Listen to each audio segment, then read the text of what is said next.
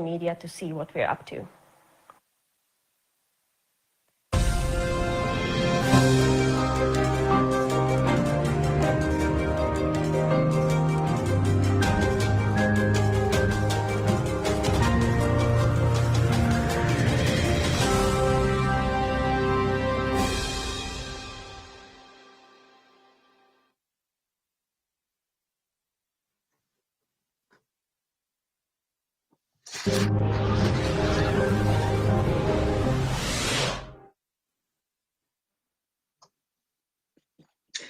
Hello to our dear and distinguished audience, and welcome to the second panel of BlockSec Digital Stage 2020 second day.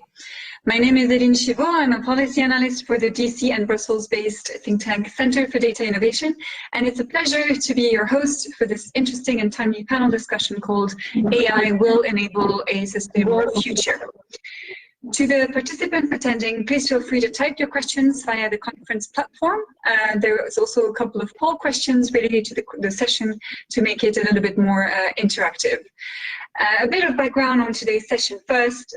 We are facing environmental challenges like climate change and the loss of biodiversity. And one of the solutions to help us through it is to harness the potential of emerging technologies. And if you think of public policy priorities at the EU level, for instance, speaking to you from Brussels, green and digital are the two priorities of the current Commission. As advances in AI could really help achieve the objectives of the Green Deal and success and competitiveness in the data economy, especially post-COVID. There are several such technologies that look like promising candidates for the next innovation wave, and in the context of achieving more sustainable, sustainably developed economy and society. There's IoT, robotics, blockchain, autonomous devices, and AI. And perhaps AI is the most important one.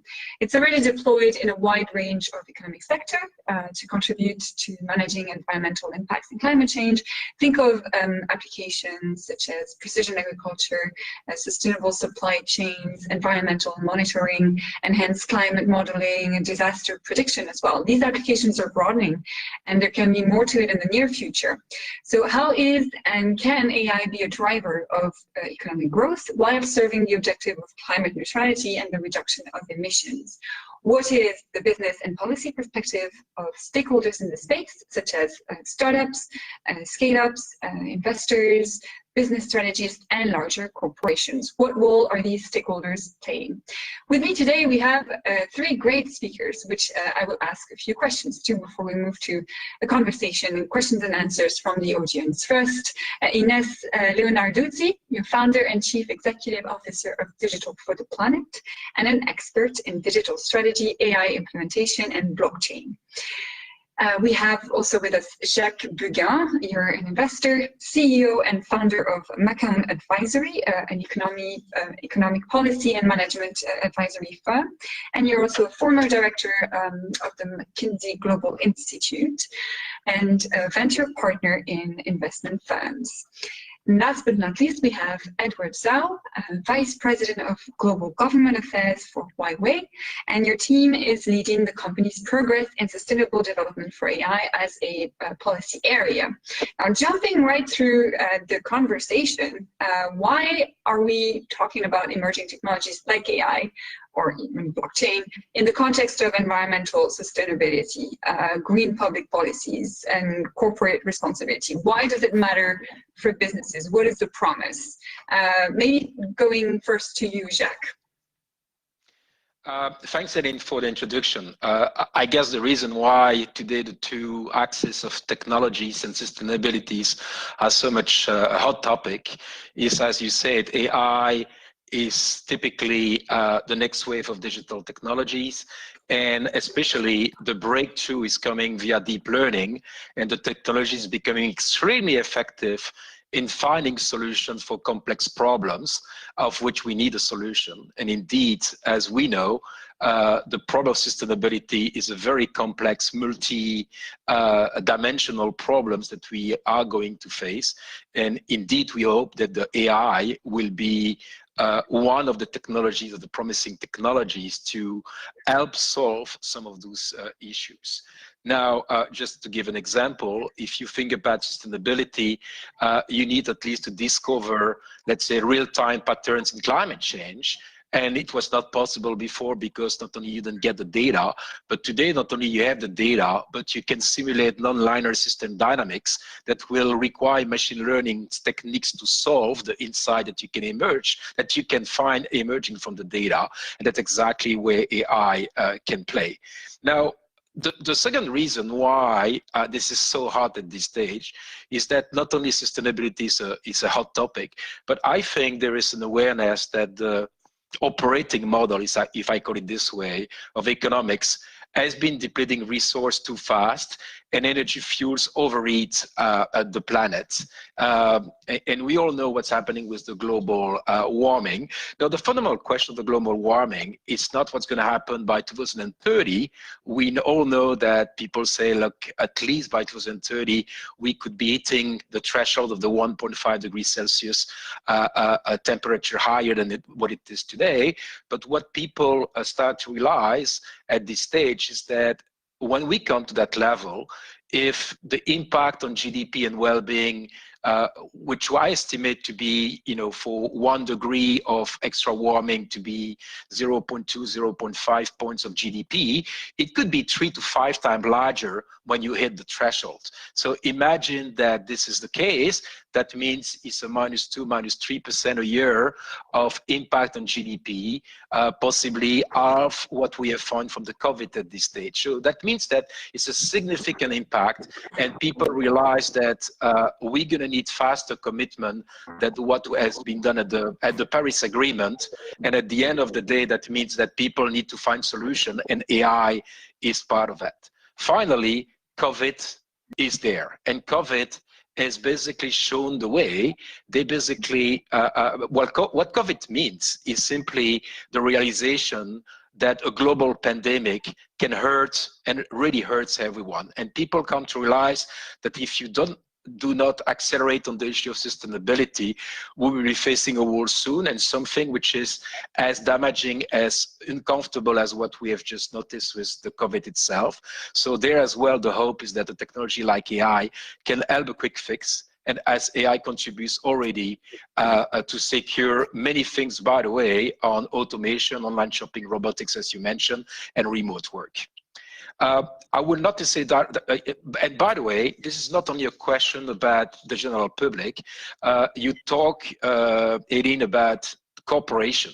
And I will argue that cooperation basically understand that this is quite important. First, the market, for the first time, is actually pricing the risk of sustainability as heavily as what we've seen for the COVID. Typically, academic research tells us that 1 to 1.5 points of return today is explained by the resilience to COVID for any performance of firms.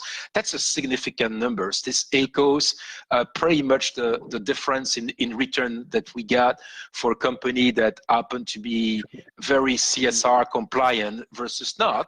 So that pretty much means that it's quite big. Last but not least, it's not only a question of threats, it's a question of opportunities. Today, companies can brand their activities as caring for more human causes than just selling products.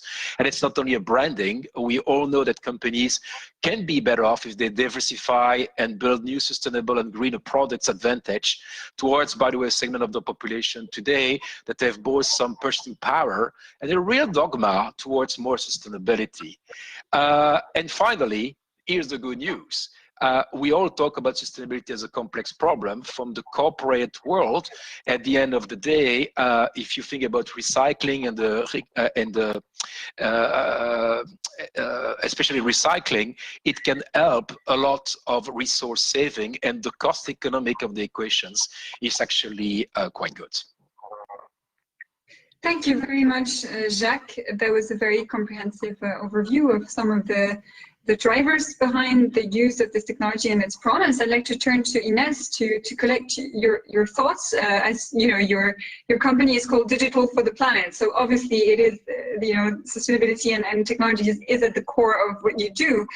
So I wanted to know your take on the promise of the technology that you see every day in your work, some of the drivers behind its growth and its potential, but also maybe some obstacles. I know that Jacques talked about data. Maybe that's something you might be able to say to share something about. And perhaps do you concur that within the current context, which is the one of COVID, that technology has gained significant importance? I know that's debatable, but I'd like to know your thoughts on that.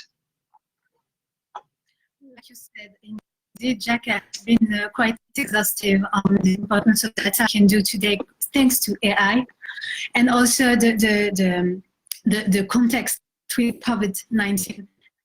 But I will add some thought about blockchain and how can blockchain, as you asked initially, can help about sustainability. First, we maybe have to what it is or what it's for. Blockchain offers a system of recording information on a way that makes it very difficult, nearly impossible to alter or hack. That's because record of every new transaction needs to be added to each of the ledger that can be hundreds or thousands before transaction is verified. And blockchain is having actually an emerging role in sustainability by helping faster collaboration between customers and producers, by people in adopting more sustainable lifestyle, but also by helping companies improve their sourcing and recycling practice. To be more specific, and another major benefit, so it can ensure transparency. That means company claims of being resource positive and reducing their environment impact can be counter-checked and verified, which is quite important when that 60% of customers are likelier to buy products with verified sustainable practices. That's what I could about blockchain for now. Maybe I would like to save some time for Edward and maybe you can, I know you have more question after. Thank you very much. Yes, turning to you, Edward. So of Huawei, I'm sure that sustainability is on the agenda of your corporation, as it is on many others. What are the trends that you see? What are the promises that you see? What are some of the use cases, the technologies that you see really are helpful towards achieving climate neutrality and sustainability? Yes, thank you very much. Helena, I think you're right that the artificial intelligence is kind of general purpose technologies. So we believe that it can be used in many industries, in all the sectors. And especially you mentioned that, yes, as a large corporate, Huawei also we have our own sustainability strategy in line with the United Nations Sustainability Development Goals. So we set including the digital inclusive, security and trustworthiness, environmental protection, and also the healthy and harmonized ecosystems. This is our sustainability report of 2019. And also in 2019, we released our Tech for All action plan. So that is very important for us to know, which we can extend our environmental work to enable the protection of the fragile environments. So we work together with the Rainforest Connection, which is a non-profit organization that upcycle our old phone, our old cell phones, into the solar-powered gardens that are placed into the rainforest, collecting the environmental sounds and upload them into the cloud. So the data is analyzed by the AI systems to assist in conservation of the efforts in the rainforest and protect the rainforest. So, and also the animals from the illegal logging and some other illegal activities. So this model is now being used in more than 10 countries. So we are trying to extend this to 6,000 square kilometers protected areas by the end of 2020. And also, thanks to the AI technologies, we believe that can help significantly to protect the environment. So this is some kind of use cases we believe can bring to the industry, can bring to the society, which prove that the AI also can be used widely in the sustainabilities. Thank you, Elena. Thank you. Thank you, Edward. I have a follow-up question, if I may. You mentioned deployment of some use cases in various countries.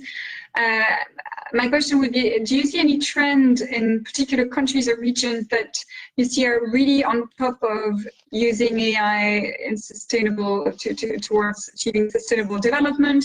Are there some regions that are lagging behind where awareness may be less strong? Could you share something about that?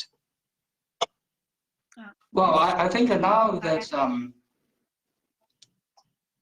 oh yes, please. The question was for Edward, but doesn't matter. Go ahead, Edward. Oh yes, I think yes, the requirements that come from many different regions. Yes, now we are setting up our action plan to work in some rain forest. But also, we do believe the solutions can be used to protect some other environments, such as under the sea. Because the mechanism is quite simple, we monitoring the sound and uploads the data, then the system can distinguish or recognize the sounds of the activities. So it can take action after that. So this is the mechanism. We can see that for the rainforest and the sea and under the ocean. So this is a kind of activities we are working on. Well, also I know that in Europe, this is a very hot topic to protect the environment. So we do believe this system, this solution can be used widely. Thank you. Jacques, some sort of a related question, twofold. What are the sectors that you see in the economy that are really at the forefront when it comes to adopting AI for this sort of, tackling environmental challenges? And another part of the question would be, as you're an investor, how do you determine when it's worth funding research and development in this field?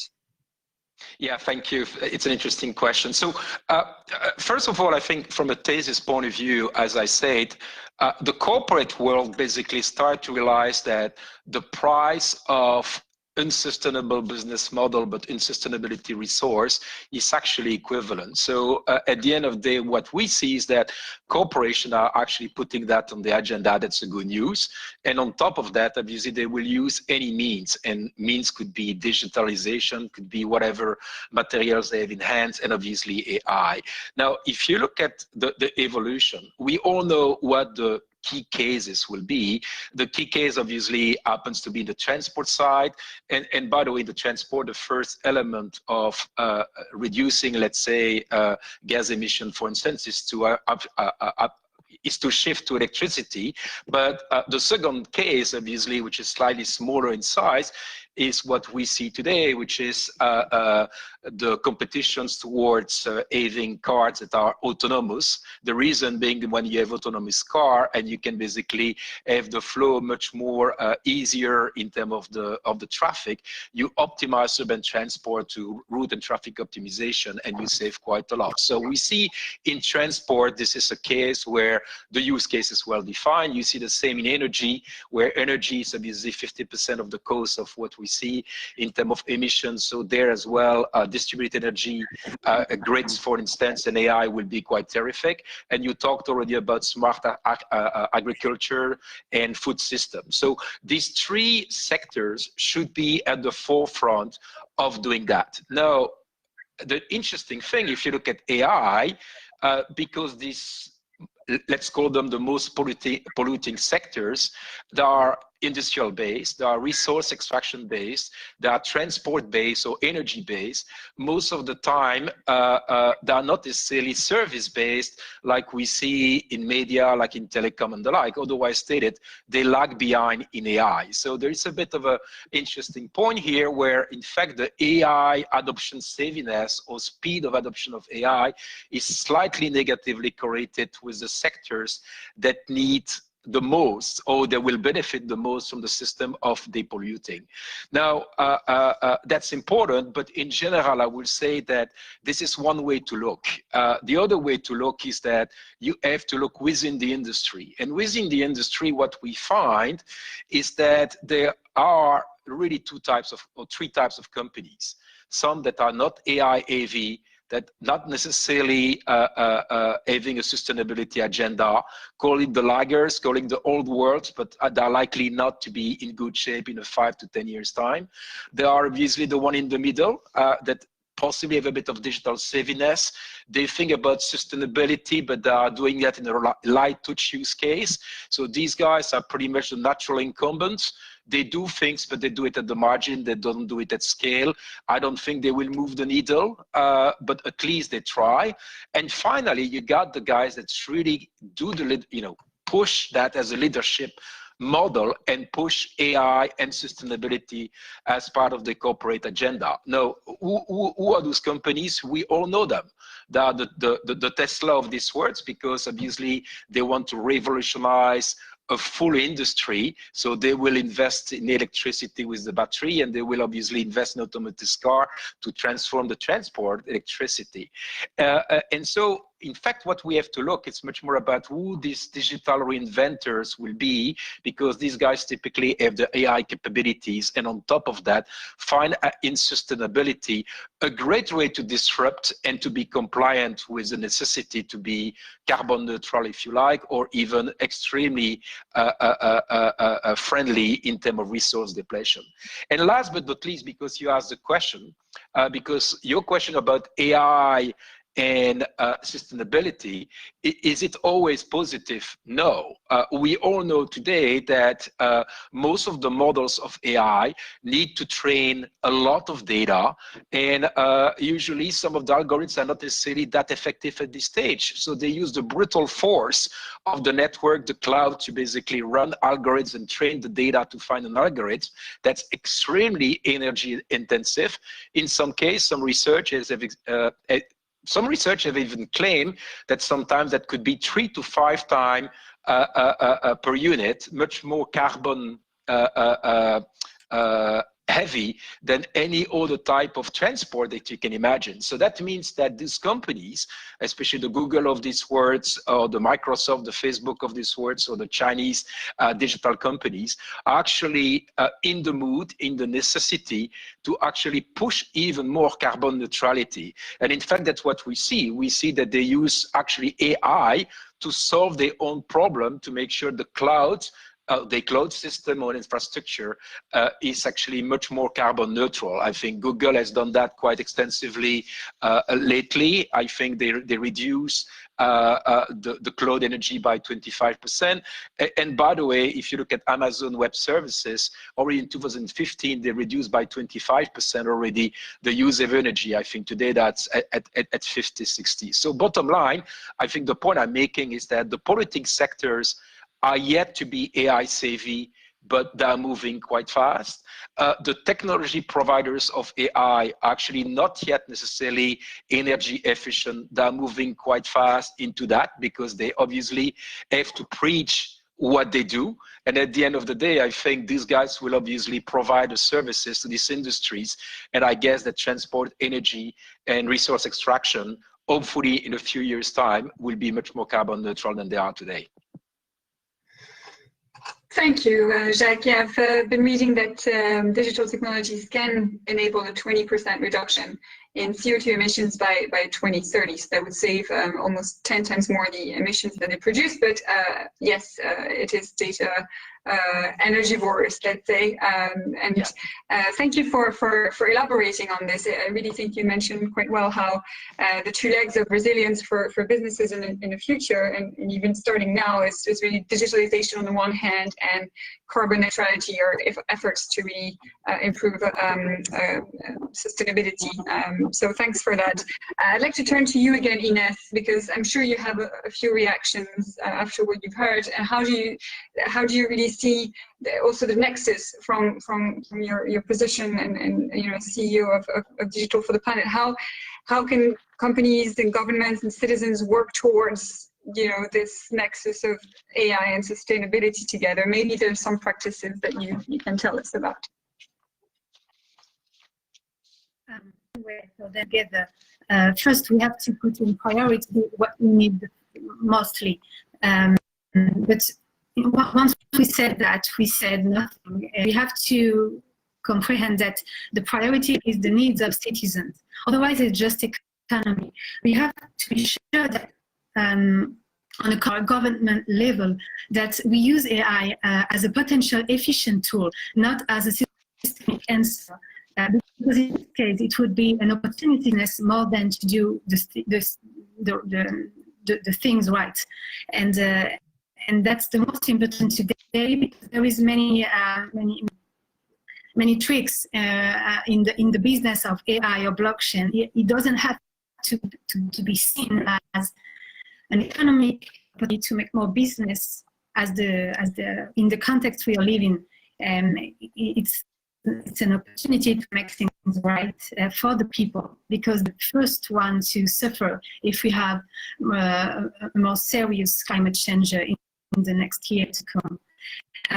But today we have many sectors when we can work together, both with companies, new companies to be created, and government. For example, energy production. We are talking a lot about this, but this is not something done. We can manage on better climate prediction, on removal. We know that AI can do that now. And where it comes from, because it's nice to talk about CO2, but you have many sources and we also can do a lot with company and government about education, solar, geo, and engineering, but finance, which is at the heart, at the center of the whole matter. We have to focus also on the energy efficient.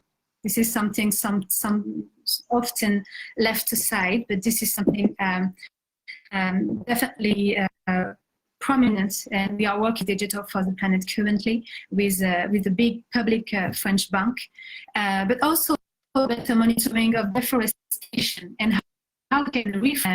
There is many debates about it nowadays, and I'm sure that companies and government can work together on this topic. Yes, that's what I would answer. Okay, thank you so much, Ines. Turning to you again, Edward. So you've heard Ines share about how to raise awareness, and also mentioning how government and industry can work together. I'd like to know your take on how that is going, and what kind of policies do you see are really promising in supporting the use of and deployment of AI for beneficial purposes, and support your the applications that you're deploying.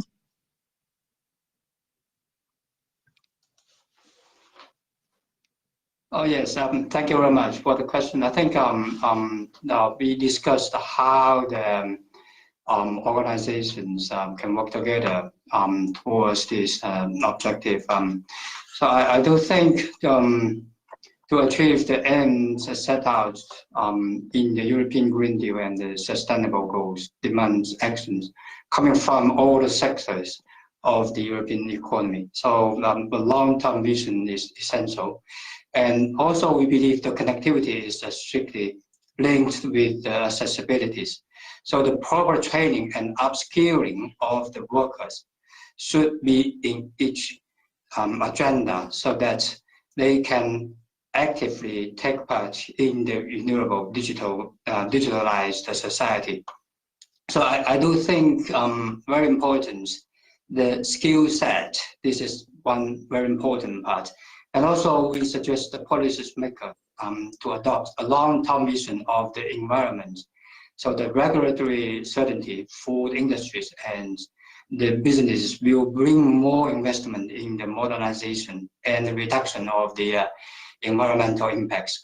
And also building a strong acceptance with the stakeholders and embracing the opportunities connected to the digitalization for the climate change, clean energy and the circular economic transition, and also the energy management, water management, sustainable buildings, smart cities, digital-enabled sustainable transport technologies like we discussed. And that will ensure the unfolding of the Green Deal through the climate change and fully digital transition. So I think by doing all of this, our ambition can be met by aligning all the digital technologies, financing tools, and objectives. So that's just something in my mind at the moment. Thank you. That's very useful. So you mentioned skills, long-term vision, investment as some things to really look after or really focus on. I'd like to ask you all one last question before picking a couple of questions from the participants. I'd like to know if you could sit down with a policymaker or maybe an investor, some stakeholder involved in this conversation, what would you say is the most pressing policy and business challenge, and what should be addressed as a first line of priority when it comes to AI for sustainable development? Jacques, perhaps you have a... Yeah, I've got.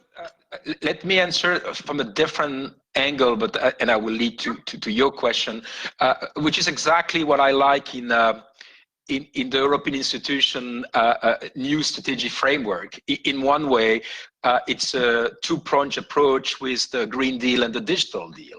And in fact, if you look at the Digital Deal, it's actually moving to frontier technologies like AI and the like. And if you look at this, you said, look, AI, we try to catch up against China and against the US. It's difficult. We possibly have a better industrial perspective than the US, and possibly a most advanced a manufacturing industry than China, so we can play there.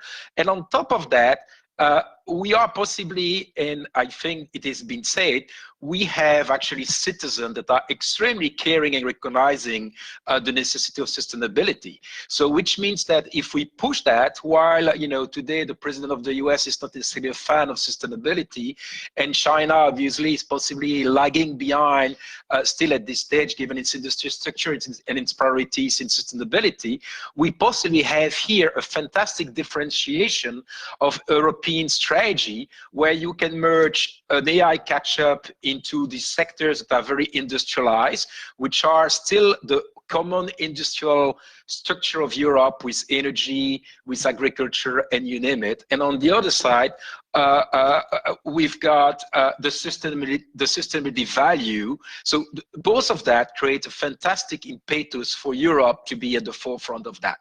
Now come the question about how do we realize that? Well, first of all, if I look at Europe, first questions will be speed.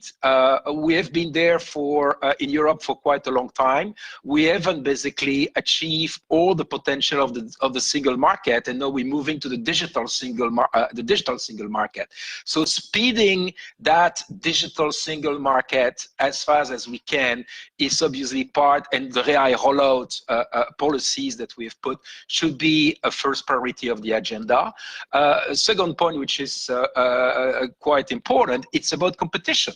And obviously the European market has a competition law, but if you think about the sectors where we believe the opportunity is the biggest, it's called transport, it's called energy, and we all know that these sectors are pretty much owned by incumbents, and incumbents obviously don't like to be too much disrupted by this digital, that nexus of digitalization and digital attackers. So we have to basically fund and push those those streams of the economy to work. And I also believe that the economic competition law element will be quite fascinating. And last but not least, if we want AI to work, we need obviously to think about that from a 10 years point of view. That means a leadership model, which is not every 3 years we decide who else will do that. And we will have to do things like data. We need data, common data to work. And we possibly have to put institutions like the European institution, but why not on the global institution scale? We happen to have the CERN, we happen to have a few things in Europe that could be a role model to basically develop that global vision of what will be the technologies, but also the standards, the data sharing and the like, to meet the objective of sustainability. So again, a lot to be done on the European side, but I think we've got the tool. Now we have to basically put a bit of sustainability and the AI nexus around the point of competition, global cooperation, and I think Europe can do very well indeed as a differentiation against the fight between the US and China. Thank you, Jacques. So indeed, cooperation, competition, data sharing. Ines, what is your take on the most pressing challenge and top priority? It has been said that if we want AI to work, we have to look at sustainability matters. I would say that if we want sustainability, we have to consider the best tool, and maybe AI can be one. In that sense, it's more appropriate to me, and it can be one. AI can be one of the tools needed for sustainability in conditionable itself. That's also what I'm fighting for, to make logic about AI more sustainable, less energy. So where I joined Jacques Buzyn is it's about cooperation in Europe. Some of the topics where they can find cooperation is digital ecology, of course. We are the most presumed to be on the line for sustainability if we regard US and China. Then data sovereignty for citizens, big topic also, and e-health. We have among Europe most of the most prestigious discovering about in Europe. So we have to capitalize on those three topics. Transversality, we have to work on sustainability in AI, so to have sustainable and cleaner or greener tools, technology tools, sustainability, so that there is no sense to use technology which is energy consuming to tackle change in all the sustainability problems. That will be my point of view and my angle. Thank you so much for sharing that with us today. And perhaps one final word for you, Edward. You have 1 minute.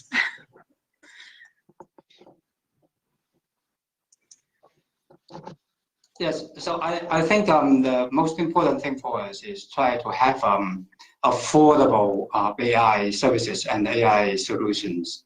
I think in order to let everybody can use these general purpose technologies, that we are aiming to develop this full stack and all scenario solutions as a services to the public for all the people who can use that, who can access to that affordable and competitive solutions to use the latest technologies. We are aiming to do that. I think this is very important for the policy to encourage the use of the technologies, not only to limit the innovation on that. So that is from my perspective on that. Excellent. Well, we did not collect many questions in the end, and now we're approaching the end of the session. So what I propose is that we end the session now. It's been a pleasure to hear all of your perspectives on the topic. It's never enough time. But now, thank you very much to all our panelists and the audience, to which I am announcing next up after the break. You will hear from exceptional panelists from the European Parliament, the EU Military Committee, the European Council on Foreign Relations, and NATO about how to achieve greater European strategic autonomy. We've heard data sovereignty in the session today, so there is some sort of a connection, but the angle will be on defense and security. So please do be back at 4 p.m. and tune in to enjoy the rest of the program. And once again, thank you all so much, panelists and participants, for making this session a success. Thank you. Thank you. Thank you.